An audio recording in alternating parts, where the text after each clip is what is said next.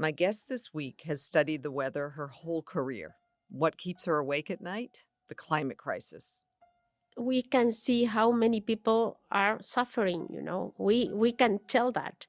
We can see that people is running out of food, are running out of water, and the real narrative is that this will affect everyone sooner or later.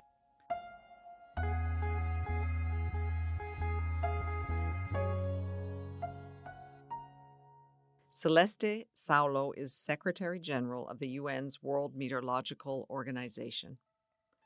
From the United Nations, I'm Melissa Fleming. This is Awake at Night.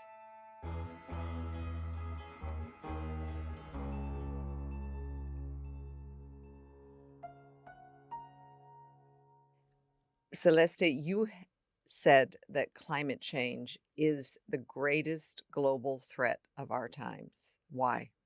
Yes, certainly, Melissa. For me, it's an incredible threat because it's nature that is being modified by our activities, and in the end, although science really warned us many years ago, we were not able to change the threat, and now we are experiencing many extreme events that are out of our knowledge. And that's why I think it's a crisis of big dimensions, because it also affects the most vulnerable the most. For me, it's the intersection between climate change and inequality, what creates what we call the climate crisis. Honestly, we don't know how to deal with that unless we change something. Could you paint a picture of what climate change looks like when you describe it as the greatest threat of our times? Like, what does this, what do people see, feel, experience when they have climate change at their doorstep? Well, let's first start with the basic story that is about what we have created with more greenhouse gases because of human activity. These greenhouse gases have affected all the radiation budget, and this creates a warming. This warming, in the long trend, you can see that in a change in the average temperature. But what you can actually experience are the extreme events. So events like heavy rains, floods, droughts, severe storms, wildfires, those are completely out of our statistics. And that is because the general trend is changing. We always had extreme events, but as the average has moved towards one side, we are experiencing extreme events that are completely out of our historical records. When you have 3 times the snow you are used to have, or 2 times the rain you expect, you have nothing in place to handle that, to cope with that. These extreme events, we are not prepared to deal with those extreme events. And that is the real risk for us. And I would add also on top of this, because of the warming, glaciers are melting at a scale that we have never seen before. What does it mean? We are losing fresh water we need to drink. And so the impacts are all over the place in different kind of expressions, from infrastructure affecting your house, affecting your daily life, affecting the way in which you get your food. It's not about climate and a number. It's not an isolated number. It's a temperature that affects everything. Why is it that so many people still think that it either doesn't exist or it is not as bad as we should think it is? Honestly, I don't understand those people. I certainly I don't, because we can see how many people are suffering. We can see that people is running out of food, are running out of water. Small island developing states have a lot of situations concerning sea level rise, where they see the coastal areas affected, and with coastal areas affected, they have problems with fisheries. They also have problems with water, because the salty water is mixed with of course, with the drinkable water. Maybe there is a reluctancy to really understand that we are responsible for this. And it's easier to think that, okay, this will change magically without any intervention. This will be solved or whatever. It's easy for us, for some people maybe, to say, okay, this is normal, this is natural, there is nothing I can do. And I think that that is the easy narrative, but honestly, that is not the real narrative. The real narrative is that this will affect everyone, sooner or later. So it's about taking the right decision at the right moment for the benefit of the majority. That's my point.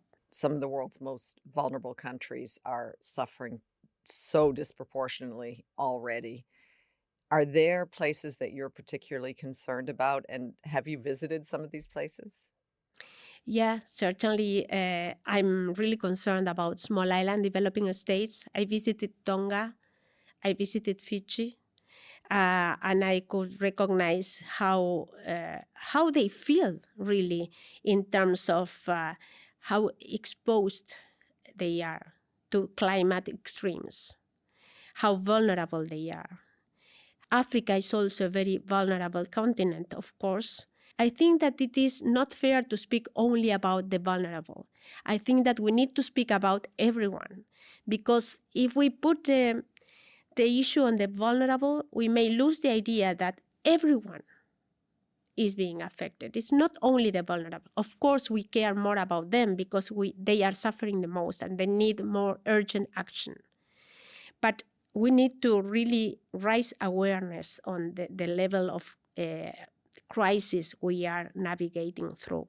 I was struck that there are some weather forecasters or weather people who actually do speak about climate change in their forecasts and have been getting death threats. Is it an act of courage to equate weather conditions, to issue warnings, or to say that what just happened could be attributed to global warming? Is that an act of courage these days? I think it's something we need to take into consideration, because we are forecasters. Okay, we issue a forecast, we issue a warning, and then we build, I would say, some ideas into the population. Why is it happening? And we should bring to the discussion, okay, this may be happening because of climate change. And if it is about climate change, what should I do? Okay, there is something you can do to avoid worsening climate change. So for me, building that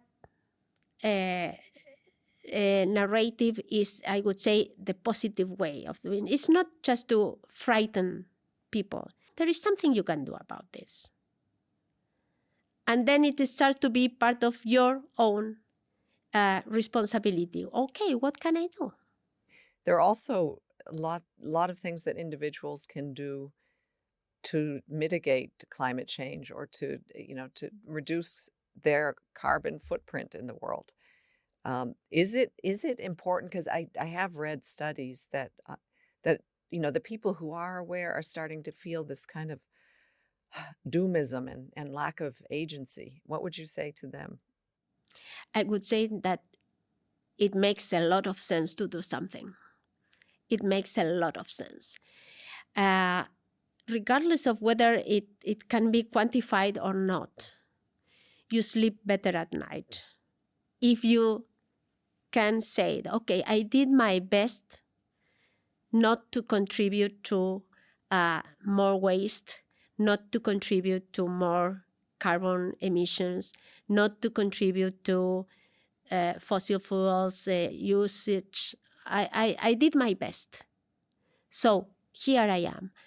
For me, it's an individual issue also. It's not only about the leaders. Of course, the leaders have more responsibilities, certainly, because the leaders make decisions that affect many others. But individually, you can do something at home. Turn off the lights if you don't use them.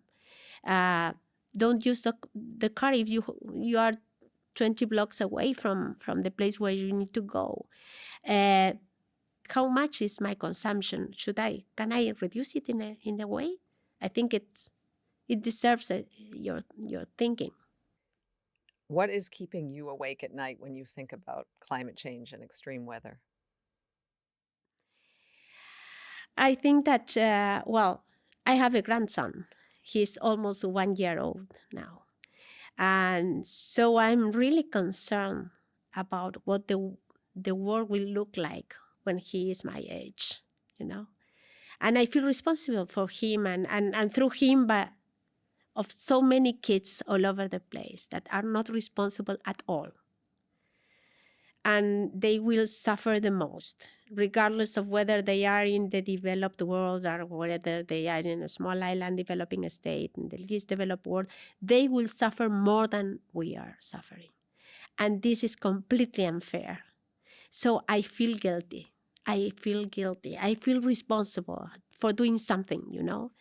I think that we are responsible for the young generation, and we need to do something. So that is something that keeps me awake. So what can I do better for the benefit of those that are to be here when I'm not here? What is your grandson's name? His name is Milo. So, if you could describe a world that is possible, because we actually have the solutions to transform our climate and to get it back on track, to prevent, to preserve, to restore our natural environment. Can you paint a picture of what that world would look like for Milo when he is an adult?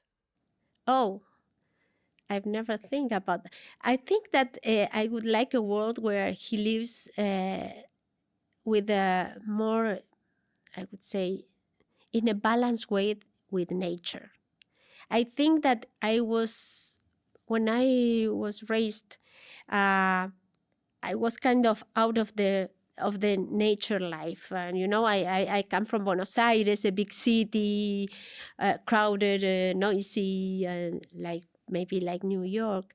And I think that there was no, in my when I was young, no awareness of how important is this balance between nature and human beings.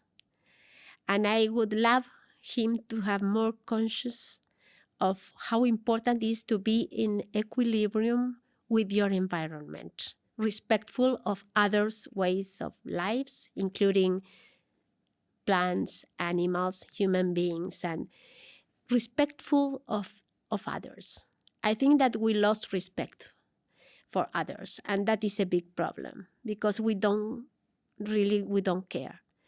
When you lose respect of others' lives, including others within, I would say, plants, animals, and human beings, it means that you don't love them.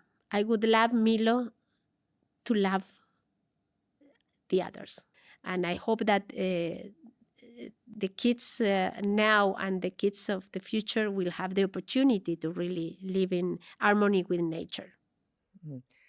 I believe your organization with the UNDP was involved in the creation of this Weather Kids campaign, where children were actually delivering the weather in really astonishing ways. Yes, I liked it very much. And I also liked the testimonies of the kids that were involved in the campaign and the fathers and mothers behind, because they learned through their kids how they were moved by forecasting weather, but also by telling others that they wanted a better climate. They didn't want to suffer from extreme heat or devastating weather all over the place. They conveyed a message that we could do something, that they were concerned, and they were very motivated to participate in the campaign. And I could hear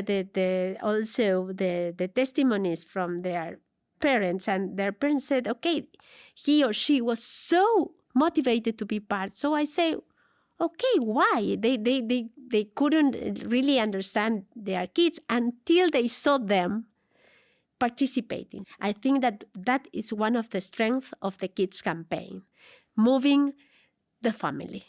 And through the family, you can move the community. And through the community, you can move the I would say, the larger structures of the society. And then you build a bigger message. Hmm. It was really, really inspiring to see those kids forecasting the weather, and it's true, they're putting on the pressure. So let's hope. I mean, one of the what a lot of people profess is that there is a technological solution for climate change, that there's like carbon capture. But when we think about it, the best way to capture carbon is through some of the very natural elements of our environment that are being destroyed, mangroves and rainforests. And what is your hope that the awareness has been is there that we can restore these natural carbon capture environments? Well, definitely these are a must. No, recovering the natural mechanisms to absorb carbon is critical.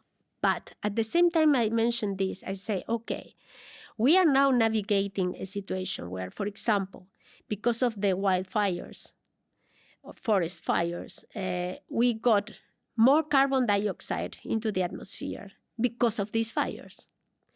So we had two consequences. We lost the trees, we had more carbon dioxide into the system. And this was a consequence of heat waves. So there is a negative feedback there that science should inform us. So the natural systems are becoming less effective to capture carbon. In fact, last year, because of Canada's big fires, we ended up with more carbon dioxide from the natural system. Not all the carbon dioxide. I want to to put it very clearly. Of course, we had human carbon dioxide sources, but we also had an extra because we had too many fires. So we are closing the window for these nature-based solutions. So nature-based solutions are important. Yes, we must because they are natural. So we need to put them in place. But certainly, it's not enough. And we need a transition then to renewable energy fast. And the Secretary General has called it a renewables revolution, and that it's actually already happened. And those who are not investing in it and clinging on to fossil fuels are going to be left behind. Do you agree with that? I do agree. Certainly, that green transition and energy transitions brings a lot of opportunities in terms of job, in terms of economies, particularly in continents like Africa, where the potential for renewables is huge, not only for hydropower, but solar, wind. And so it's about investing there to really change completely the generation of energy. And I think that these are huge opportunities for trade that we are not taking the advantage. And again, maybe we will lose the opportunity because we are not paying attention to continents like Africa, where lots of investment could be made, but only 3% of the investments in renewables went to Africa. So for me, it's something that we should be speaking all about. Common investment, equitable investment, fair transition. Celeste, your organization, WMO, helps monitor and tackle a lot of these problems. Can you just explain what it does? I mean, I know it does so much, but in a elevator pitch, what is WMO? Well, we work with the National Meteorological and Hydrological Services. These are the national structures, institutions that gather all the information, they make all the observations to know what the weather looks like, starting from temperature, precipitation, wind, humidity, and many other variables. So we gather all this information, we share it worldwide. So we share this information. This is crucial because without sharing the information, you will never know what will happen with the weather, you know? So that's why we are a very old organization. We were born 151 years ago. And the reason why we were born so long ago is because very early it was recognized the need to share data. So we were built on the idea of sharing and collaborating as the basis to really move forward meteorology. The understanding of the meteorology and the possibility to forecast. So it's about, WMO is about gathering the data, sharing the data, creating better forecasts, developing better forecast services, and then sharing these best practices to really try to diminish the gap between those that are more developed and the ones that are less developed. And of course, it's about building capacity and sharing knowledge. Celeste, you are a double first when it comes to leading the WMO. You're the first female and the first South American. How does that feel? Well, it feels a huge responsibility, you know, many eyes on me, but also a lot of support, I would say. I got a lot of support from many colleagues, mates from all over the world, people that perhaps I never met before, and they say, "Oh, Celeste, we are so happy that you are there." I think that I come from Argentina, you know, and it's part of the developing world. And I think that we bring a different perspective. And my message is that we need to engage with decision making. It's not only about the developed world. We cannot always ask from the developed world for the answers and the solutions and the engagement. We need to be part of that decision making. Before you joined WMO, you've been called the Lionel Messi of meteorology. How did you what did you think when you heard about that, and then how did you become involved in meteorology in the first place? Well, I became involved in meteorology because I liked maths and physics, but math and physics alone was kind of boring to me. But math and physics applied to the natural system, which is the atmosphere, for me was much more attractive. So that's how I became involved in meteorology. And although my mom and my father said, "Oh, meteorology, what's that? What?" It's very, very, I would say, very few people studied meteorology when I studied meteorology. So I said, "Well, but I am interested in that. Okay, if you are interested, go ahead. We will support you." And then I became in love with meteorology. I became in love with physics applied to meteorology, and I was surprised to understand how the weather evolves and how a cloud grows. And usually I say that I have my favorite cloud, which are cumulonimbus, and that they are so impressive. All the processes that happen at the same time to have a cumulonimbus in place is really incredible. So I was passionate about meteorology when I understood meteorology. And then also I became even more passionate when I taught meteorology to my students. I mean, generally, there are far fewer girls who go into scientific professions. Was it more difficult for you as a girl, as a woman, to break into this profession and to become so successful?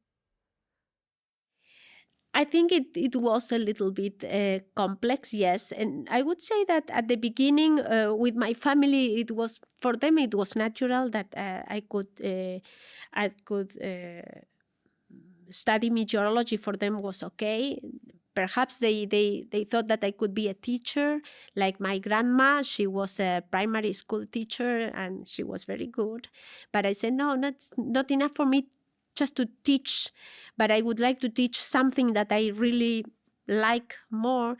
And so they understood me. So I got a lot of support. I was very lucky also because my husband, I got married very, very young, and he was very supportive. Of me working. My salary was really bad, really low. So when my kids were born, I would say that it was more expensive for me to go to work than to stay at home and take care of the kids, you know. But still, my husband said, "No, no, no, Celeste, you cannot stay at home. No, you love your love what you do. Let's work together. Let's continue. We will manage," and we managed. You know, we managed. Then my kids grown and were grown, and then it was easier. And I always had a lot of support from my mates and from my family. So it was difficult, yes. It for a while I was not, I would say, competitive with the standards of people from my same age that were males. Really were faster than me, because I was taking care of my family, and it was okay. It was okay for me. It was my choice. I felt it was my choice, and I'm happy for those choices because I had the opportunity after a while. I continued, and then I had all the opportunities I needed. It was later, yes, it was later, but it was okay. And here I am. I mean, you mentioned a certain kind of cloud, but what was it that fascinated you about the weather? Well, I think that is the chaotic nature of weather, the unpredictable nature of weather. It's something really fascinating. When I understood the predictability and how unpredictable the atmosphere was, I said, oh my God.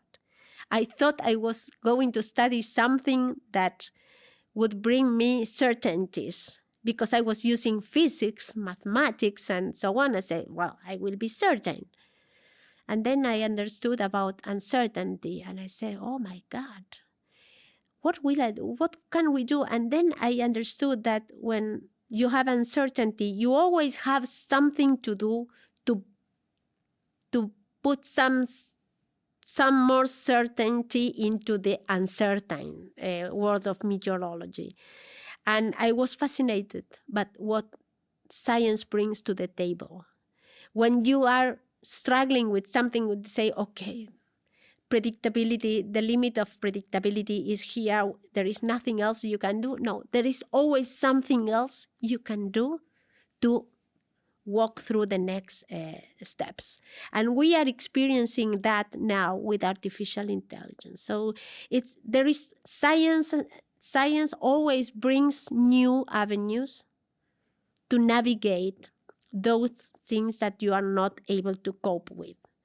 And that for me is the fascination in meteorology, in weather forecasting, and how to really manage predictability or unpredictable fluid dynamics is something that really encouraged me and say, okay, if we can do something out of this uncertainty, we can do something out of the uncertainties we have worldwide.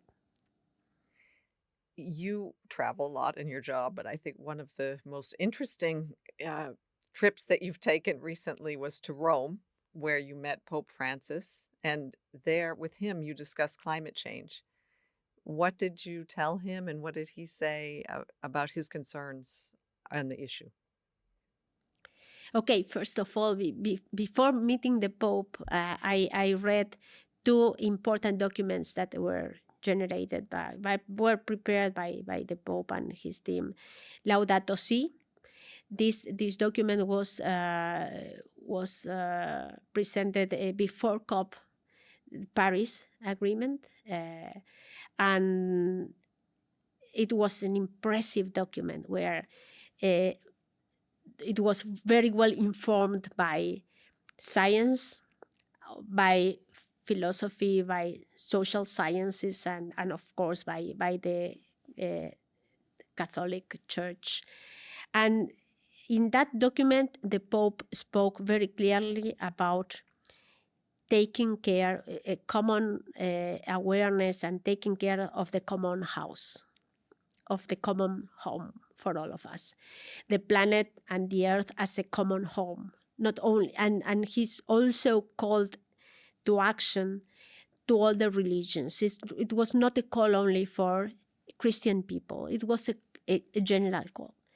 And that deeply resonated with me. So the idea was sharing with the Pope that we are, of course, concerned about climate change. But I think that the action must be driven by faith.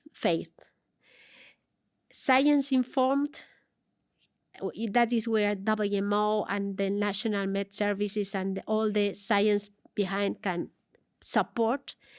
But faith is a very strong sentiment. Faith and love. And that is something you can find through your religion. Regardless of what is your religion, I think that religion really convey the message of faith and love. And for me, that is the bottom-up approach we need in place. Science to serve the purpose of faith and love for the planet, for the human beings, to protect lives. Early warnings are part of that message. We want to save lives. We need these early warnings to reach everyone on Earth. We won't reach everyone on Earth only by issuing a forecast. And that's where, for me, the church and all the religions have a role to play, because they work at the community level. And that was my conversation with the Pope. He was really very enthusiastic about joining forces. He was very enthusiastic about this bottom-up approach, because he is really working along those lines. He's concerned about what happens to everyone for the common good. How did it feel for you personally to meet the Pope? Were you excited? Were you? Oh, for me, I was really shocked and really moved by meeting the Pope. I would have never imagined meeting a personality like Francis. Pope Francis is a spiritual leader of those kind of person you will never meet in your life.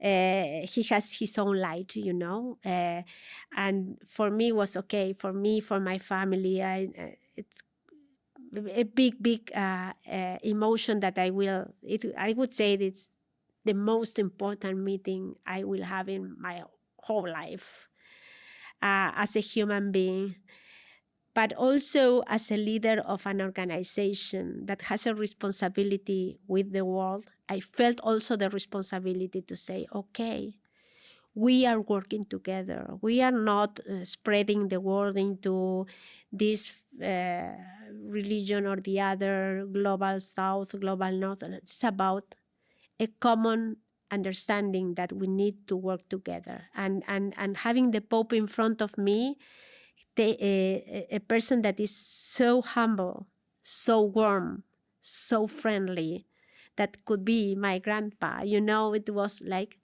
hi, Celeste, how are you doing? I say, okay, I'm speaking with the Pope, and he is so humble.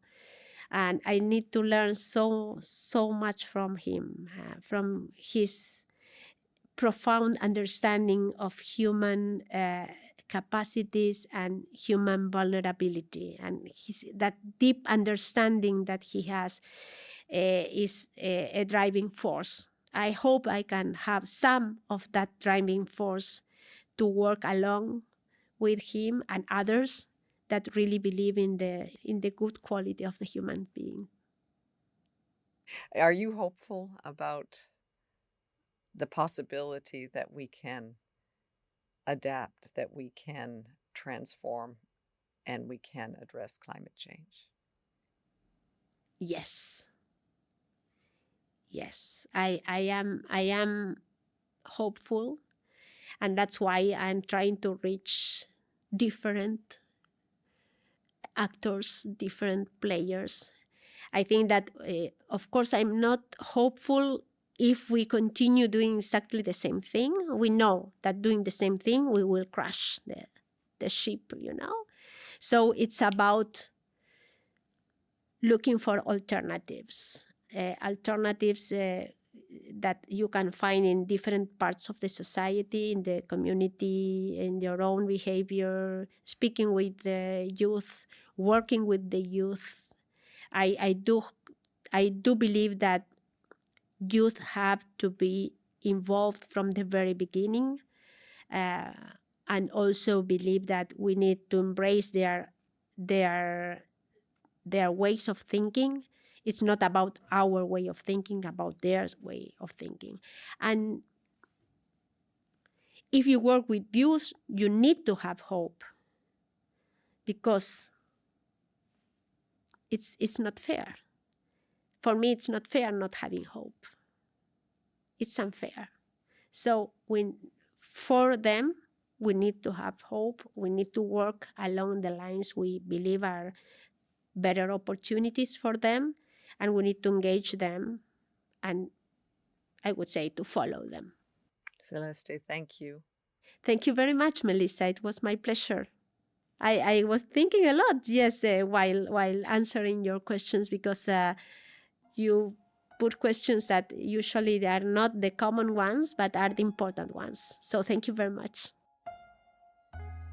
Thank you for listening to Awake at Night. We'll be back soon with more incredible and inspiring stories from people working against huge challenges to make this world better and safer. To find out more about the series and the extraordinary people featured, do visit un.org/awake-at-night. Subscribe wherever you get your podcasts, and please take the time to review us. It helps more people find the show. Thanks to my editor, Bethany Bell, to Adam Paler, and to my colleagues at the UN, Caterina Catiti, Roberta Politi, Carlos Macias, Abby Vardelian, Laura Rodriguez de Castro, Tulin Batiki, and Becerra Kostova. The original music for this podcast was written and performed by Nadine Shaw and produced by Ben Hillier.